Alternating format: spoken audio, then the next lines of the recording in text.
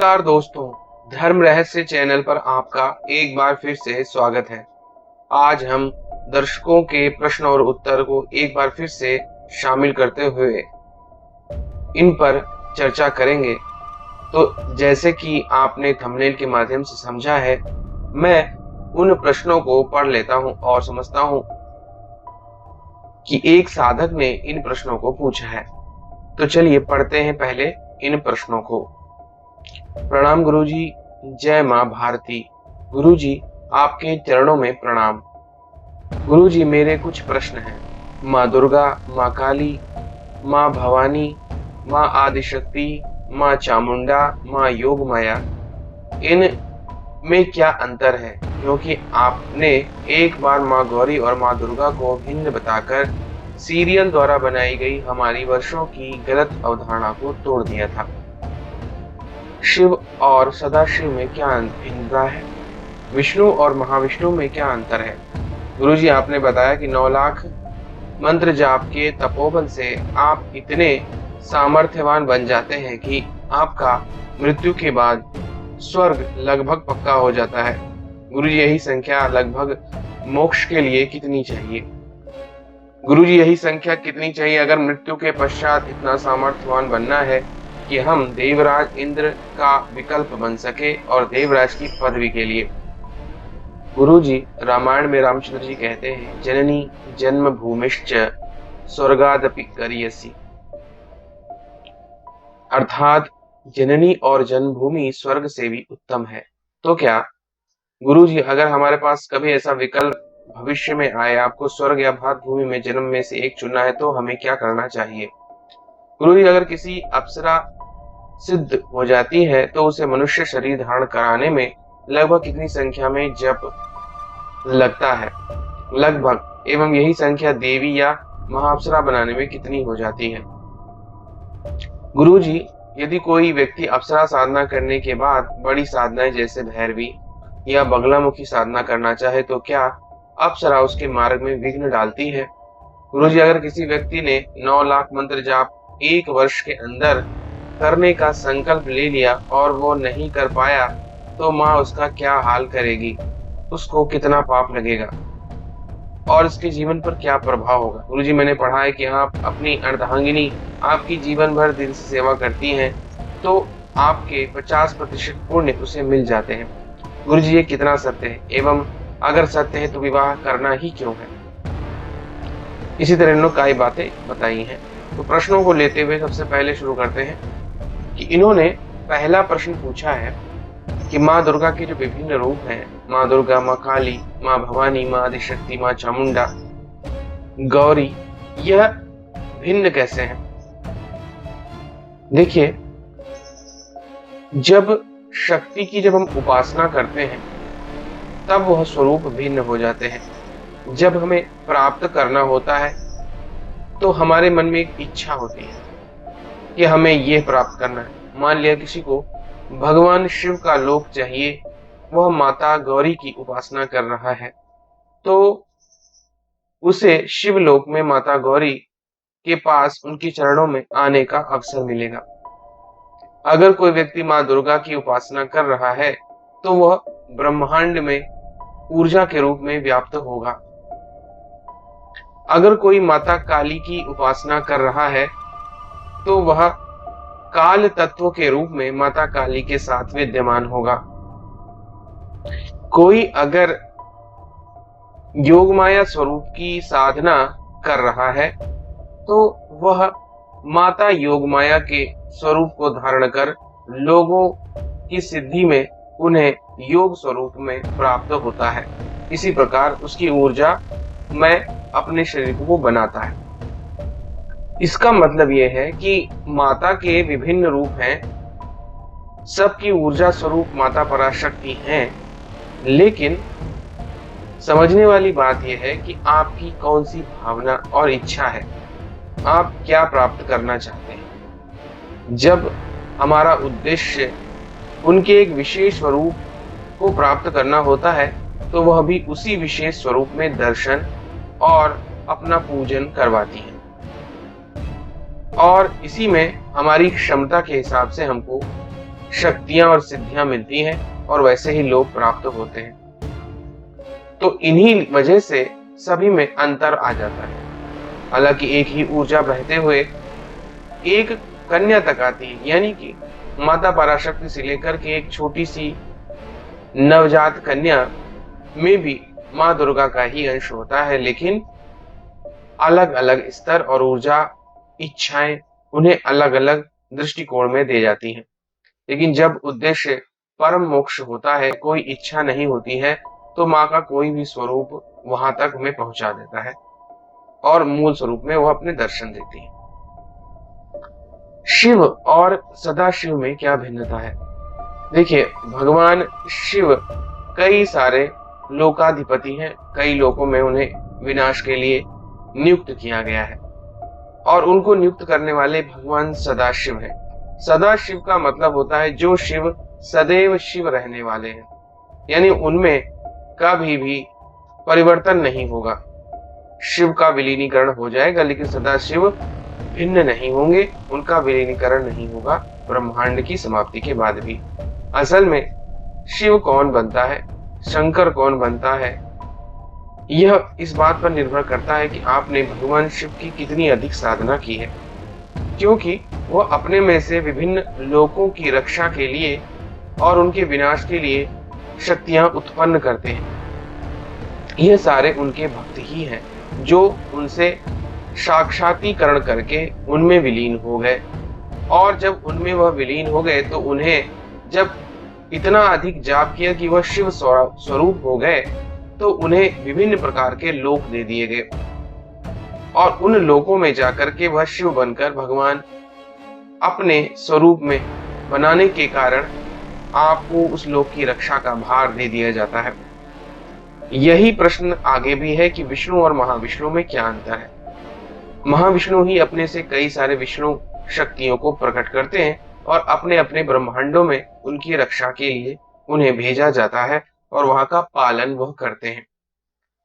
यह जिस तरह ब्रह्मांड अनंत है, उसी तरह यह शक्तियां भी अनंत हैं और सभी मूल शिव से निकलकर बहुत सारे शिव हैं, उसी तरह महाविष्णु से निकलकर बहुत सारे विष्णु हैं जो विभिन्न लोकों को संभाल रहे हैं। इसीलिए यह ब्रह्मांड अतुलनीय है, अनंत है माना जाता है।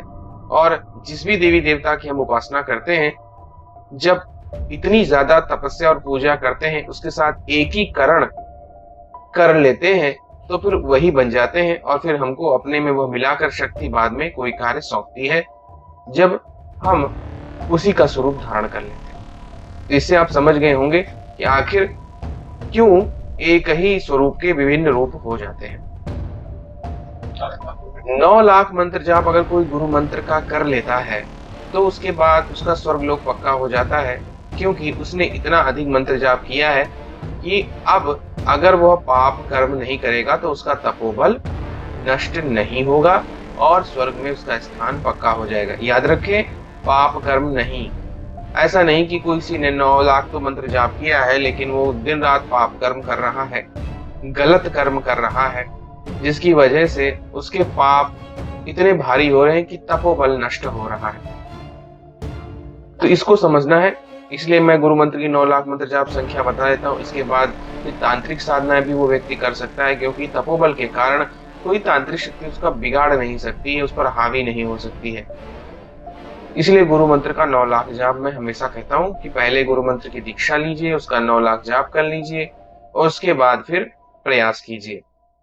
एक देवी माँ ही ऐसी हैं जो तीनों स्वरूपों में हमें धारण करने को मिलती है, महाकाली, महालक्ष्मी, महासरस्वती। अब कोई साधक जो मांस मदिरा भी खाता है, उसे माता संभाल लेती है अपने महाकाली स्वरूप में।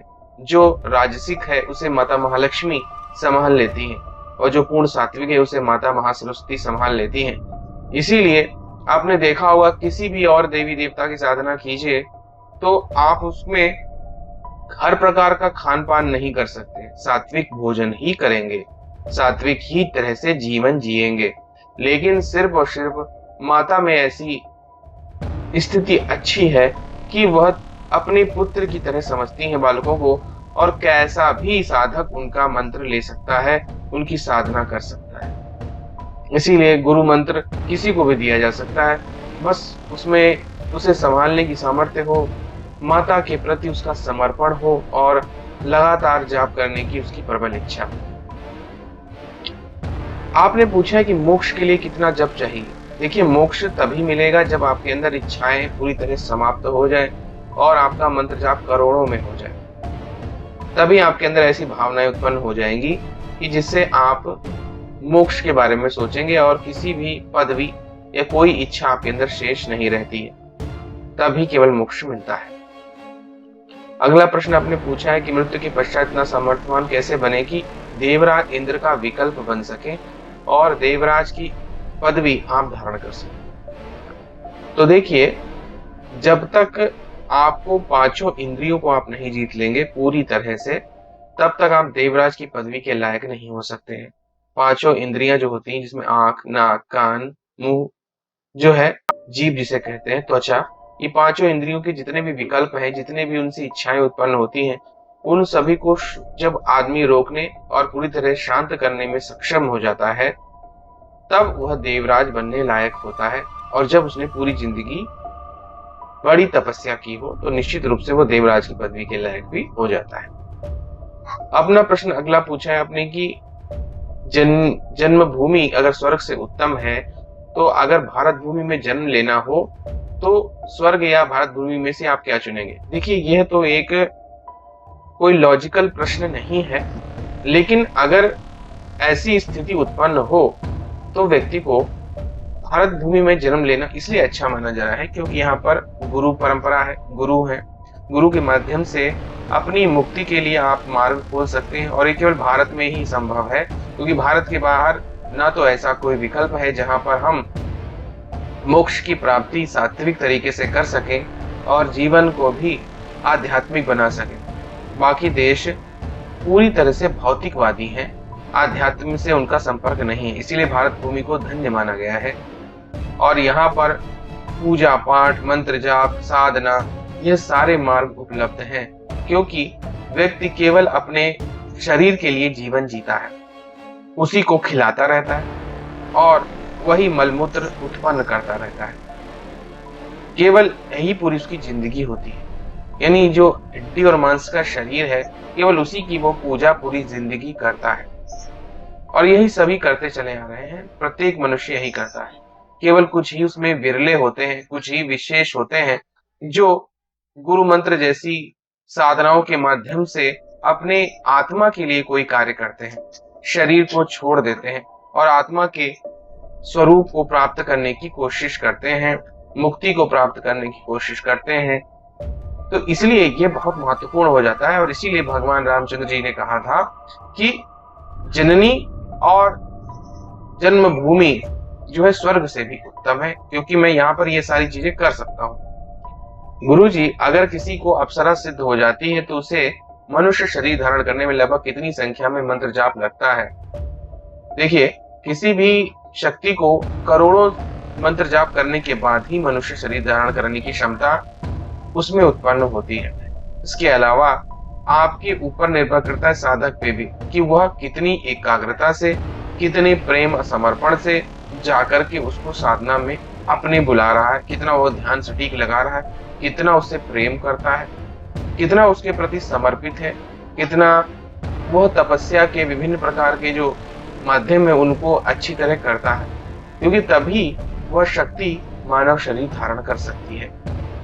लेकिन इसकी संख्या निर्धारित नहीं है, लेकिन आप ये मान के चलिए कि 10-12 करोड़ से ऊपर ही संख्या आप मानेंगे मंत्र जाप की, तभी वह मनुष्य शरीर धारण कर सकती है। और यही महा अप्सरा बनाने की भी है कि 10-12 करोड़ से ऊपर जब मंत्र जाप साधक करता है, केवल उसी शक्ति का, क्योंकि बाकी कोई और मंत्र वो जाप ना करे, क्योंकि और मंत्रों के कारण उसके शरीर में दूसरे मंत्रों की ऊर्जाएं भी बनती हैं। इस वजह से दूसरी शक्तियों को आपका शरीर धारण करने के लिए नहीं मिलता, जिसकी वजह से वो भी अपना शरीर नहीं बना पाती। आपने पूछा है कि कोई व्यक्ति साधना करने के बाद बड़ी साधनाएं जैसे भैरवी या बगलामुखी साधना करना चाहे तो क्या अप्सरा उसके मार्ग में विघ्न डालती है। देखिए, कोई भी शक्ति होगी, अगर आपने उससे कोई संबंध स्थापित किया है जिसमें वह माँ बनी है, प्रेमिका बनी है, बहन बनी है, पत्नी बनी है, वैसी ही अगर आप किसी और से संबंध स्थापित करते हैं तो वह विघ्न अवश्य डालेगी, क्योंकि शक्तियां चाहती हैं कि उसके नियंत्रण में वह व्यक्ति रहे। लेकिन अगर संबंध कुछ और है, इनसे अलग हटकर है, तो फिर वह मार्ग में विघ्न नहीं डालती हैं। लेकिन उनका जिस भी शक्ति का जैसा स्वरूप होता है, जो उसकी मूल इच्छा होती है, उसको वो जरूर उसके ऊपर हावी रखती हैं।